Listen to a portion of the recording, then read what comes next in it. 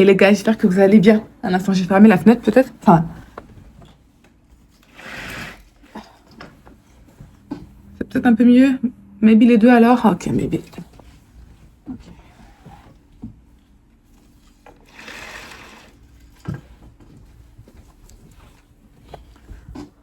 Ouais, c'est peut-être mieux. Vous savez à quoi je pense? M'acheter une lumière, une grosse lumière, parce qu'en fait, c'est bien et c'est pas bien, mais mon appartement. I guess maybe c'est parce que je filme aussi avec mon téléphone peut-être. Mais en fait, dans mon appartement, j'ai les 4 murs qui sont pas mitoyens, donc j'ai des fenêtres partout sur tous mes murs. Donc il y a tellement de lumière qui rentre. Donc quand je filme, c'est comme compliqué de trouver un endroit où. C'est compliqué de trouver un endroit où filmer, honnêtement. Sincèrement. Et donc bref, donc voilà. Donc maybe une lumière, ça pourrait aider. Maybe. Donc je me suis dit, pendant que je me prépare rapidement, c'est-à-dire mettre mes bouts d'oreilles, mon that's it, voilà.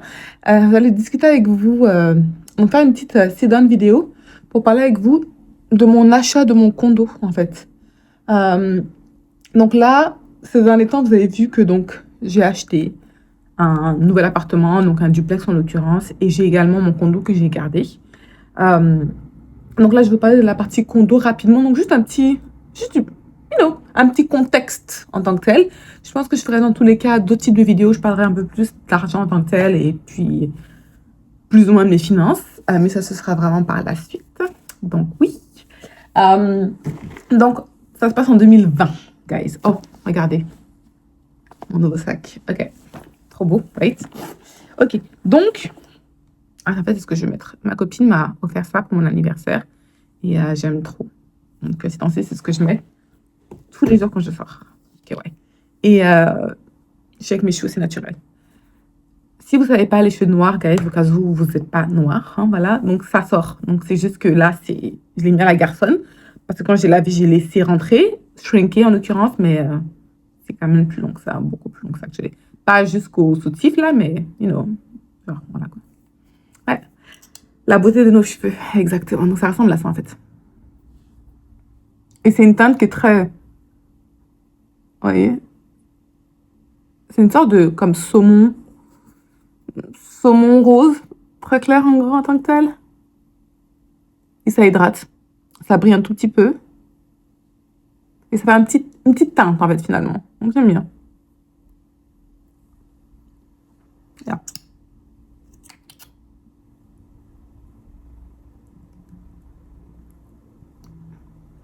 Très simple. Et ce temps-ci, je me maquille quand même, honnêtement, guys. Je me suis acheté un nouveau maquillage en tant que tel. Donc, vous voyez les brosses avec comme du gel, en l'occurrence, pour les sourcils. Bah, j'ai acheté ça. Bon, là, je l'ai pas là parce qu'il est en salle de bain. J'ai la flemme de le mettre parce que où est-ce que je sors, j'ai pas besoin de tout ça. Mais, donc, je fais ça. J'ai aussi un nouveau mascara de la marque Tarte. Donc, j'aime bien. So, yeah. Donc, voilà, mon maquillage, ça se limite à ça, et then ça. So, yeah.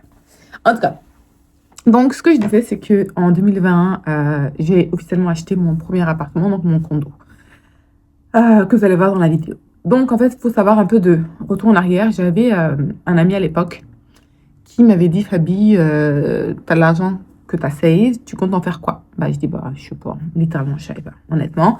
Dans le sens où j'avais pas de plan et je pense que j'avais jamais eu en tête l'idée d'acheter seule. Genre, jamais, honnêtement, ça m'a jamais traversé l'esprit. Parce que je veux dire, dans le sens où, dans ce que j'ai connu et grandi, c'est comme t'achètes quand t'es marié, quand t'as un boulot stable, quand t'es plus adulte en tant que tel, vraiment. Donc, à ce moment-là, j'avais même pas 30 ans, j'avais peut-être 27, 26, 27 ans, un truc comme ça. Donc, j'étais quand même plus jeune. Donc, ça m'est juste jamais traversé l'esprit, honnêtement. Et j'avais à ce moment-là 20 000 d'économiser. Et je me suis dit, you know what, ouais, maybe pourquoi pas, honnêtement. Je sais pas, à l'époque, j'étais pas forcément excitée à l'idée. J'étais juste comme, I guess, ok, then, you know. Et j'étais pas donc excitée, ni fière, ni contente, ni... Non, honnêtement. Donc, je me suis dit, ok, pourquoi pas regarder. Et en ce moment, quand je regarde à l'époque, bah, et toujours actuellement en tout cas, donc j'ai regardé sur Centris et sur Duproprio. Donc, j'avais personne autour de moi à qui je pouvais vraiment demander. Donc, j'ai cherché un courtier immobilier. En fait, c'est faux. Je suis passée par la banque à l'époque. Ouais, exactement. Je suis passée par la banque. Ils m'ont référé à un courtier immobilier et eux, ils ont trouvé également un courtier hypothécaire, en fait, en l'occurrence. Hypothécaire, c'est pour tout ce qui est financement, argent. Et immobilier, c'est pour les visites, tout simplement. En gros, je grossis la chose, mais en gros, c'est ça. And then,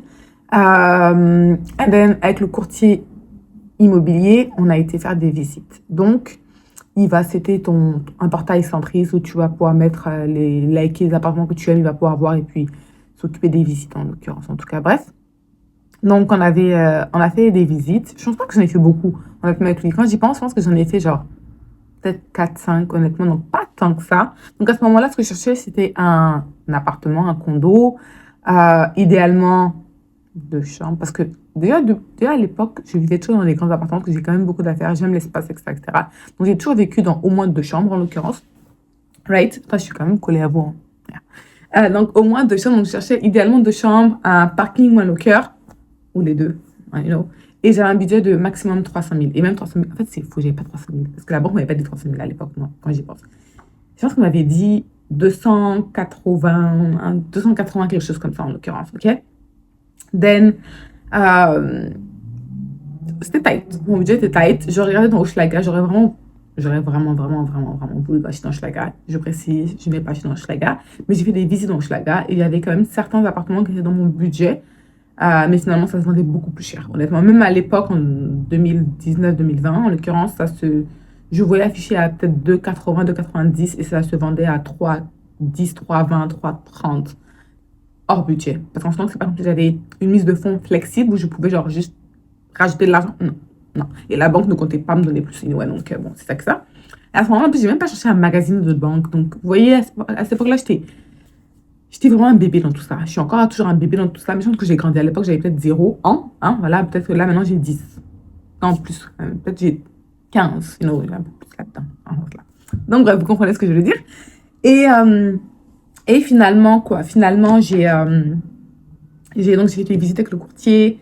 Ça s'est très mal passé, by the way, guys. Les appartements que j'ai vus, que j'ai aimés, j'ai visité à Brossard. J'aurais dû acheter à Brossard, guys. Ça, c'est un regret que j'ai jusqu'à l'heure actuelle, parce que j'en parle encore après combien d'années, 6 ans après. Mais Brossard, the place to be, honnêtement, malgré tout. Mais bon, bref, à l'époque, j'étais bête. Parce qu'en fait, j'avais peur d'être loin de mes amis. Comme si... En fait, j'avais peur de m'isoler, de m'éloigner, parce qu'en fait, à ce moment-là, je conduisais pas. J'ai toujours pas d'auto, de voiture dans tous les cas. Donc, j'avais vraiment peur de m'isoler, que personne vienne me voir et que je puisse voir personne, que ce soit compliqué, tout simplement. And then, Hochelaga, donc c'était quand même trop cher pour moi. J'avais vu quelque chose dans Mercier, en l'occurrence, donc Hochelaga, Mercier, mais j'avais pas le fait que ce soit directement sur la rue. Je trouvais ça trop dangereux parce que je suis seule, je suis une femme, je suis jeune, you know, bref. Donc, j'étais comme, ouais, non. J'ai bien aimé ce condo-là que j'ai visité, par exemple, mais j'avais fait une offre. L'offre avait été acceptée. En fait, j'ai fait 2 offres, finalement, avant d'acheter mon appartement, je tiens à préciser. Donc, voilà, l'offre est acceptée, mais finalement, avec l'inspection, il y a des choses qui ne m'allaient pas. Et en sentant que c'était conditionnel de l'inspection, j'ai voulu back off. Mon courtier immobilier, à ce moment-là, il a profité du fait que je sois novice, littéralement, pour me faire peur. Et il m'a littéralement comme menacé en me disant que je peux pas back off. Si je back off, genre, you know, on va aller genre au tribunal. Tu sais, des gros mots comme ça en tant que tel. Sauf que j'avais peur.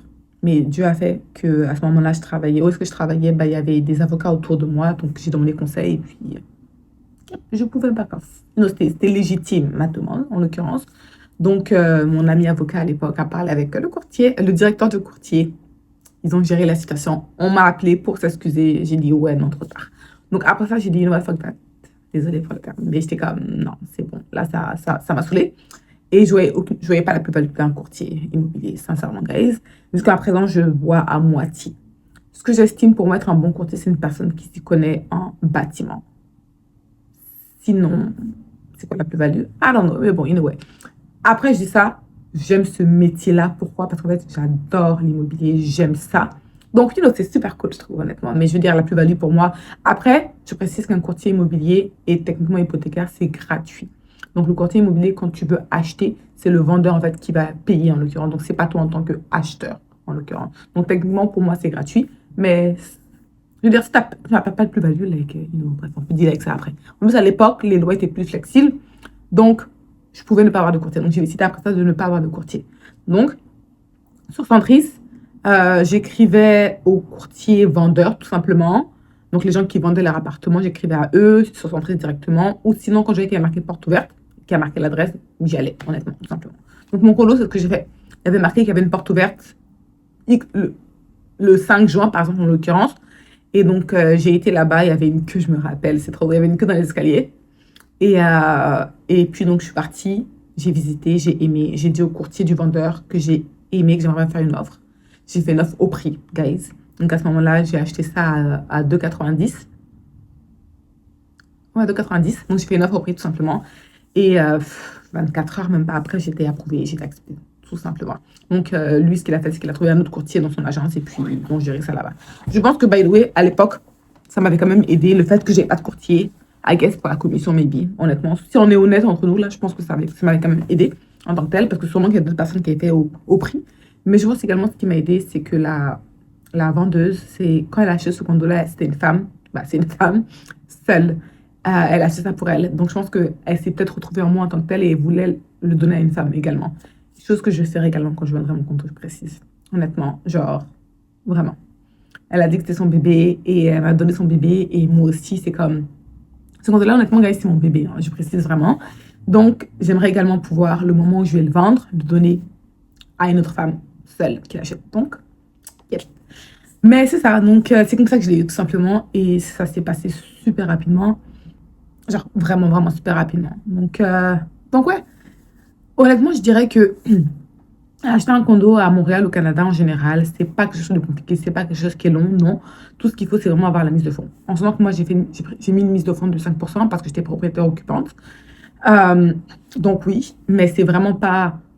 c'est pas compliqué. Mais un truc quand même que dans mes critères d'achat, en l'occurrence, que je regardais vraiment, je voulais les frais de condo, pour moi, c'était super important qu'ils soient bas. Donc, je voulais aucun amenities dans mon bâtiment. Ça me regarde. Si je pouvais acheter un condo sans mur, j'aurais acheté un bâtiment sans mur, guys, pour vous dire à quel point je voulais rien gérer, honnêtement. Donc, c'est pour ça que, par exemple, dans mon bâtiment, il n'y a pas d'ascenseur. C'est fait exprès. Je voulais pas les frais. Je pense que j'ai été aussi traumatisée par, quand je vivais en France avec mes parents, par à chaque fois l'ascenseur qui se brisait et qu'il fallait faire des cotisations spéciales. Like, je suis pas là-dedans, honnêtement. Et finalement, tant mieux parce que, avec les années après, les lois se sont durcies au niveau des fonds de prévoyance, donc l'argent qu'il y a dans le compte pour toutes les dépenses du condo, en l'occurrence du bâtiment. Donc, Dieu merci qu'on en avait un bon fonds de prévoyance, mais document que j'ai lu avant également, par contre, je précise. Donc, je savais dans quoi je m'embarquais en tant que tel. Et on a dû quand même faire une cotisation spéciale. C'était pas un gros montant. Après, gros montant étant relatif à chacun, bien sûr. Mais je veux dire, ça m'a vraiment...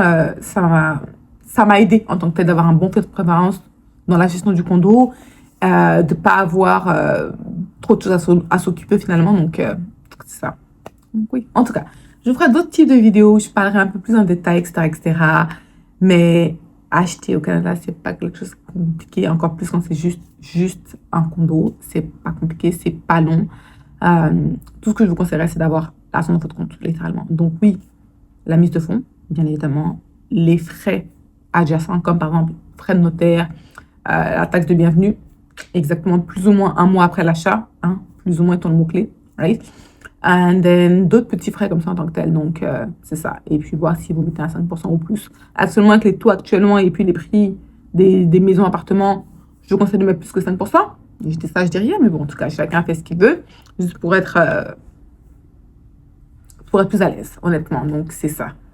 Est-ce que je dirais à tout le monde d'acheter? Non, je pense pas que acheter c'est pour tout le monde. Je pense pas que tout le monde a besoin d'acheter. Honnêtement, non, parce que tu peux être locataire toute ta vie et puis genre, tu sais, faire autre chose de ton argent. Là, j'y crois vraiment à ce niveau-là. Donc ouais, j'ai fait le choix d'acheter, mais c'est pas forcément le choix que tout le monde devrait faire.